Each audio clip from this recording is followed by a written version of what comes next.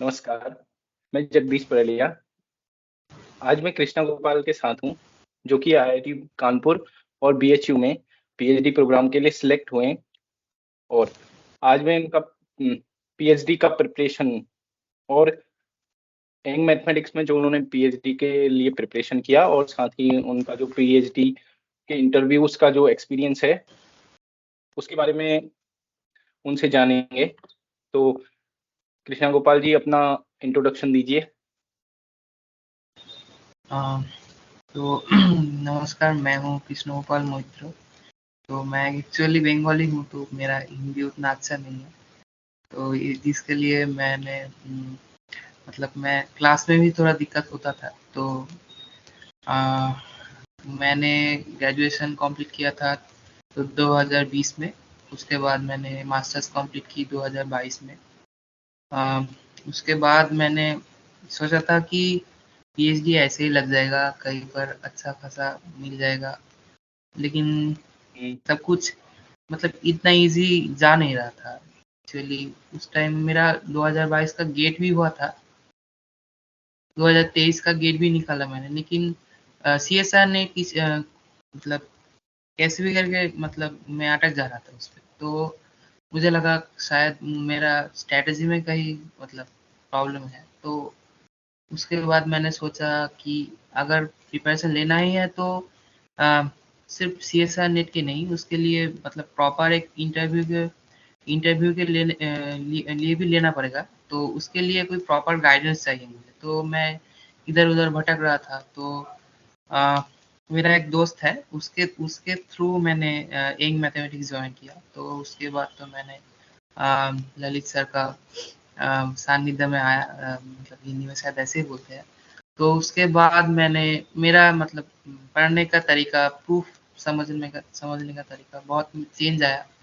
अ, मतलब जो चीज़ मैंने शायद ओवरलुक कर गया था मेरा कोर्स में, ग्रेजुएशन में या मास्टर्स में। मेरा तो कोविड का समय में मास्टर्स हुआ था, तो उतना अच्छा मेरा अ, नहीं भी था।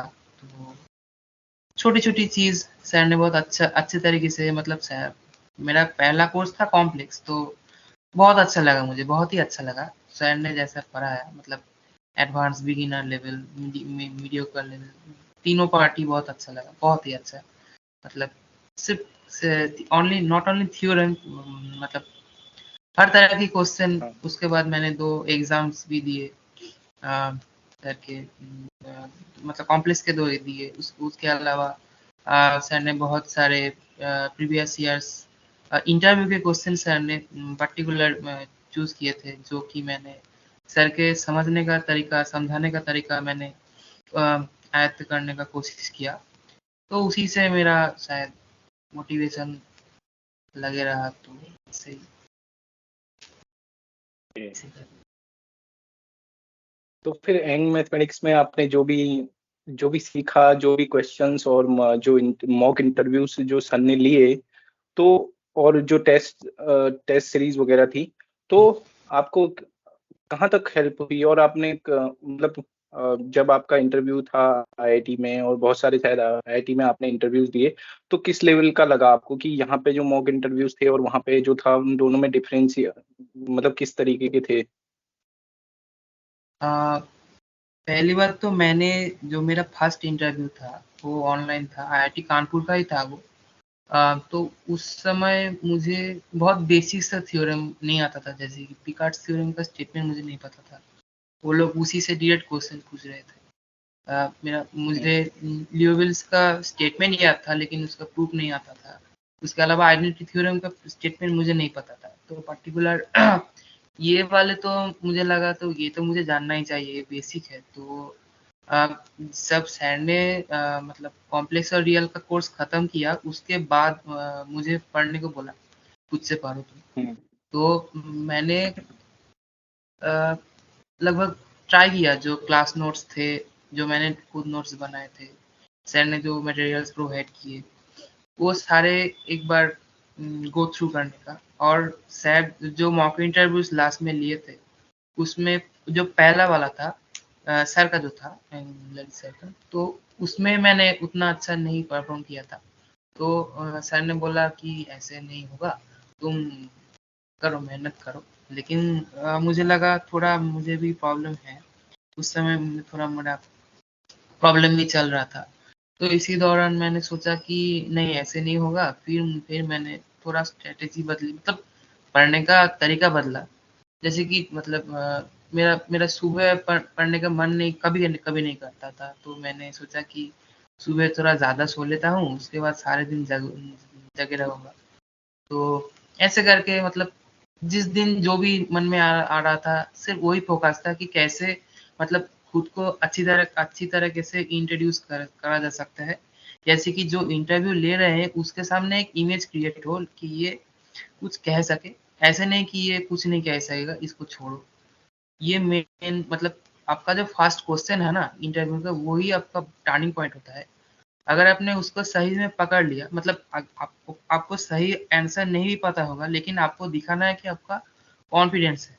अगर वही आप चूक गए तो शायद इंटरव्यू भी चूक जाएगा। मुझे ऐसा लगता है। मतलब मैंने जितना भी इंटरव्यू दिया है, ऐसे ही गया मेरा।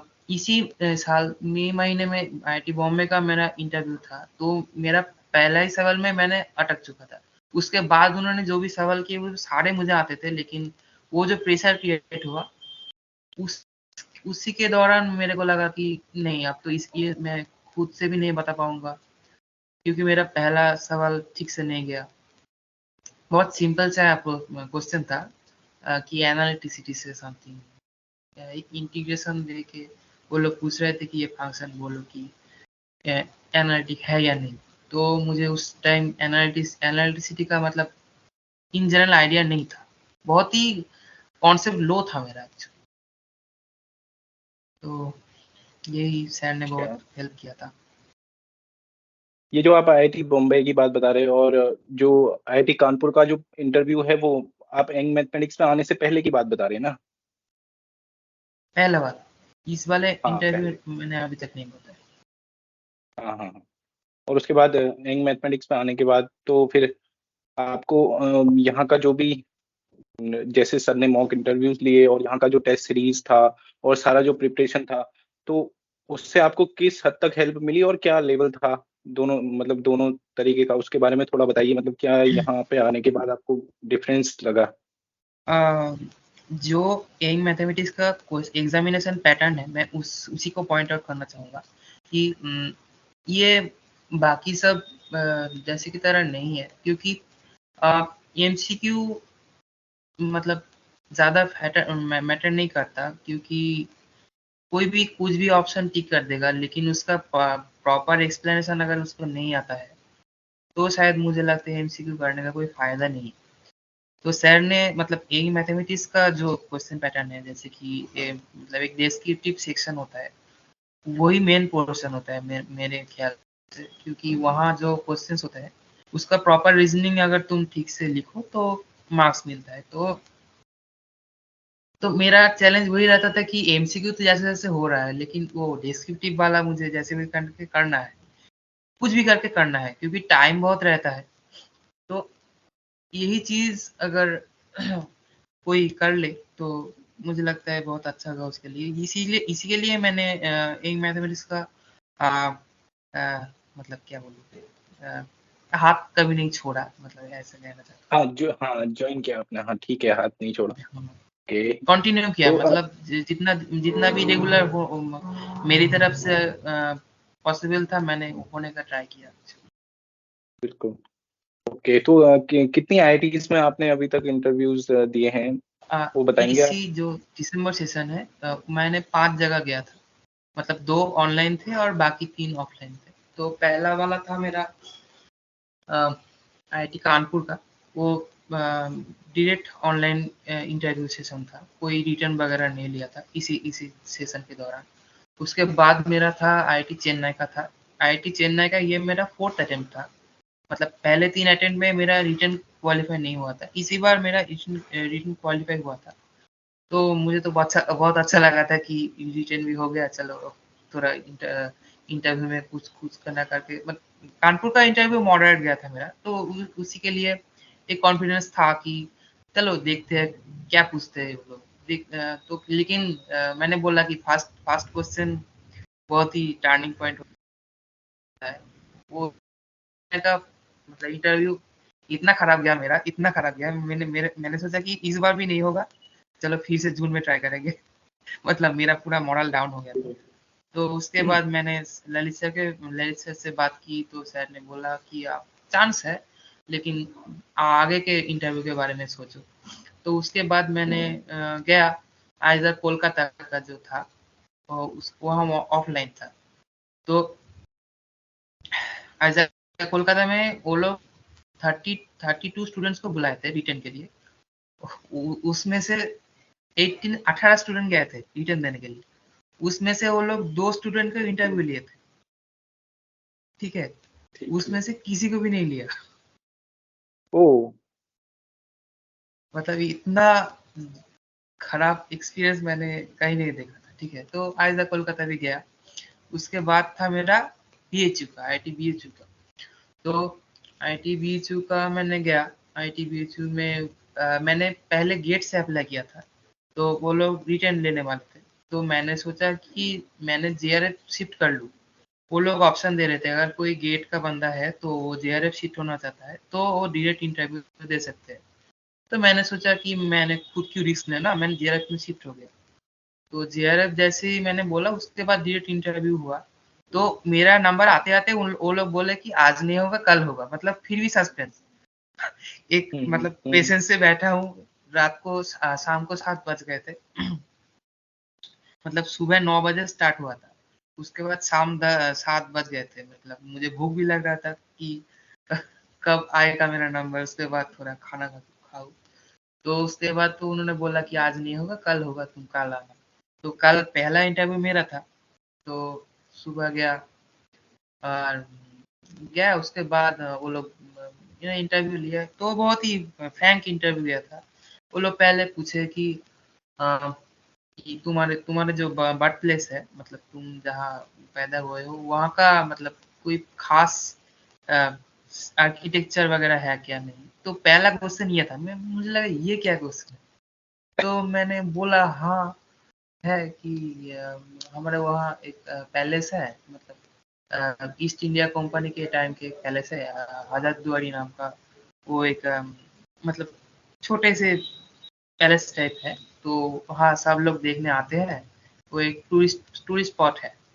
तो बोला, उसके बाद उन्होंने बोला कि तुमने ग्रेजुएशन कहाँ से किया। मैंने बोला कृष्णाथ कॉलेज, यहाँ का एक फेमस कॉलेज है, केएन कॉलेज।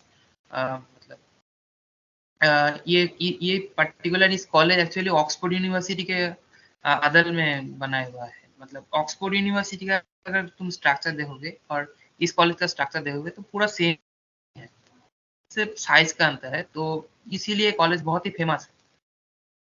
तो वो मैंने बोला। उसके बाद जाके उन्होंने कहीं कहीं पर बोला कि ठीक है, तुम एनालिसिस से पूछते हैं तुमको। ठीक है। उसके बाद तो उन्होंने सीरीज का 2-3 क्वेश्चन पूछा। वो मैंने बोल दिया। उसके बाद उन्होंने पूछा डिफरेंशिएबिलिटी से थोड़ा बहुत पूछे। उसके बाद लोकल मतलब लोकल मैक्सिमम मिनिमा से थोड़ा पूछे। ज़्यादातर रियल से ही पूछ रहे थे। तुम अगर कोई फंक्शन, अगर कोई पॉइंट पे डिफरेंशिएबल ना हो तो कैसे लोकल मिनिमा चेक करा जा सकता है, अगर सैडल पॉइंट हो तो कैसे चेक करा जा सकता है। उसके बाद उन्होंने डायरेक्ट शिफ्ट कर दिया कि कॉन्वेक्स सेट का डेफिनेशन बताओ। तो मैंने सोचा कॉन्वेक्स सेट, ये तो एलपीपी में है, ये पूछ रहे हैं। ठीक है, मैंने जो भी याद था उन्होंने वो बोल दिया। उसके बाद उन्होंने पूछा कि तुम बताओ, एक इलिप्स मतलब क्लोज्ड इलिप्स और उसका इंटीरियर है, ये कॉन्वेक्स सेट है, इसे प्रूव करो। अब ये प्रूफ मैंने लास्ट किया था ग्रेजुएशन का सेकेंड ईयर में, 2018 में। उसके बाद तो मैंने ये प्रूफ का भी नहीं मतलब हाथ भी नहीं लगाया था। तो मैंने सोचा हाँ, थोड़ा लैम्डा करके कर देता हूँ। अप्रोच किया, उन्होंने बोला ठीक है रुक जाओ।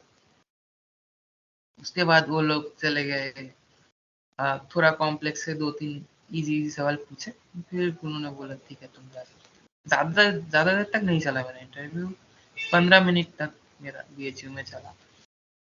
तो फिर तो उस दिन मैं चला गया। उसके बाद बॉम्बे का इंटरव्यू था।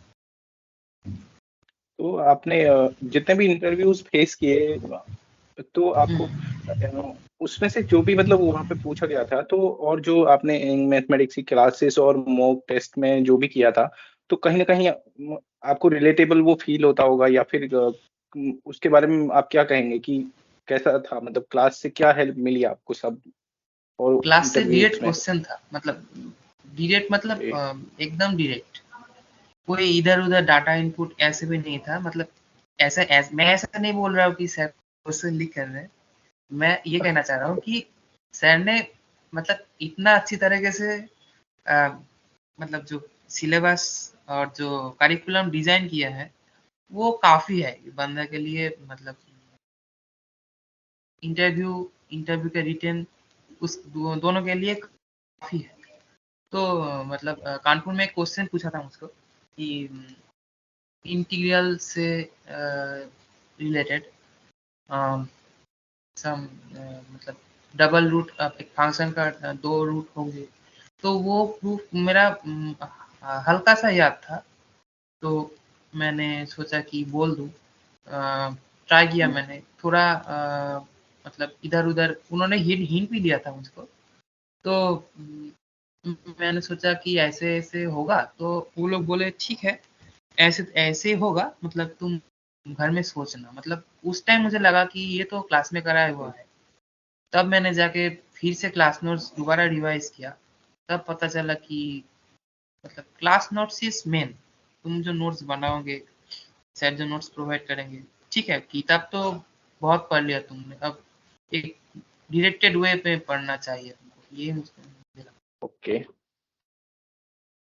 तो अभी आप आईआईटी कानपुर और आईआईटी बीएचयू में सिलेक्ट हो चुके हैं। ओके, तो आप कहाँ जाने वाले हैं? दोनों में से कौन-सा जॉइन करने वाले हैं? मैंने मैंने तो कानपुर ही सोच रखा है। मतलब फीस भी मैंने पेमेंट किए दिया है, तो वही जा रहा हूँ। ओके, ठीक है, आपको शुभकामनाएँ आपके भविष्य के लिए। शुक्रिया। लेकिन मैं एक बात कहना चाहता हूँ कि मतलब अ, जो एक घूमता-फिरता, मतलब भटकती हुई आत्मा जिसको कहते हैं, मैं वही था। तो उसके बाद एक फरिश्ता जैसा ही कह लो, तो वही जैसा कि यंग मैथमेटिक्स का मुझे खोज मिली। तो उसके बाद एक डायरेक्टेड और मतलब कंटीन्यूअस प्रोसेस से ही मुझे लगता है मेरा आईआईटी में सिलेक्शन हुआ है। उसके अलावा मुझे नहीं लगता, मैं जिस तरह से प्रिपरेशन कर रहा था, वो काफ़ी था। तो मुझे लगता है अगर कोई सच में अ, कहीं पे ही जॉइन करना चाहता है, तो मुझे लगता है कि अ, कोई मतलब फॉर एग्ज़ाम्पल ये मैथमेटिक्स, जो कि मतलब बहुत केयर से जो बच्चों का कॉन्फिडेंस ग्रो करता है, उसका knowledge level, basic information level को ग्रो अप करता है, मतलब नर्चर करता है। तो मुझे लगता है कि ऐसा ही कुछ वे में जाना चाहिए, कोई हड़बड़ी नहीं करना चाहिए कि आज नेट कल पीएचडी, ऐसा नहीं होना चाहिए। मुझे लगता है कि तुमको मतलब एक प्रॉपर टाइम देना होगा, मुझे ऐसा लगता है। तो हुँ, thanks to young mathematics and thanks to all, thanks to Lalit sir. मैं तो यही कहूँगा कि बहुत-बहुत शुक्रिया। मेरा बहुत ही अच्छा लग रहा है मुझे ऐसा इंटरव्यू देने के बाद। ओके, आपको शुभकामनाएँ आपके भविष्य के लिए। जी, तो यहीं पर इंटरव्यू को खत्म करते जी। हैं और